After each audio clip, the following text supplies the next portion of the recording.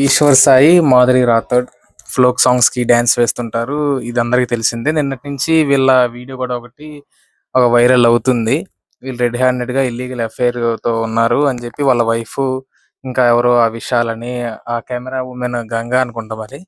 ఆమ అసలు ఇక్కడ ప్రాబ్లమ్ ఏందంటే ఇద్దరిది తప్పే. ఎవరు దానికి ఆ అమ్మాయిది కరెక్ట్ అనరు, అబ్బాయిది కరెక్ట్ అనరు. ఇద్దరిది తప్పే. కాకపోతే ఏందంటే వచ్చిన వాళ్ళు అబ్బాయి సైడ్ వాళ్ళు ఆ అమ్మాయిని బ్లేమ్ చేస్తూ అబ్బాయి తప్పేమి లేదసలు. ఆ అమ్మాయి మీద పడిపోయింది. ఆ అబ్బాయికి ఏం తెలీదు పాపం అమాయకుల్లాగా పోర్ట్రేట్ చేసి ఆ వీడియో వైరల్ చేస్తున్నారు. ఇది చాలా రాంగ్ అండి. అస్సలంటే ఇది కరెక్ట్ కాదు. అమ్మాయి అంత మాట్లాడుతున్నా అలానే చూస్తూ ఉండిపోయింది. తప్పే. ఆ అమ్మాయిది తప్పే.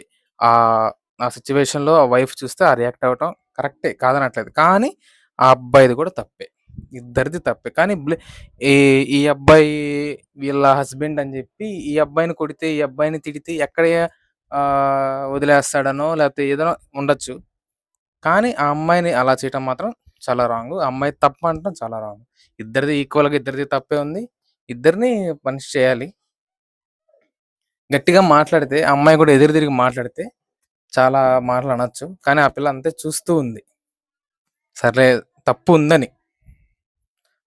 అసలు ఆ విషయాలు ఆ అమ్మాయి ఎవరో వీడియో చేస్తుంది.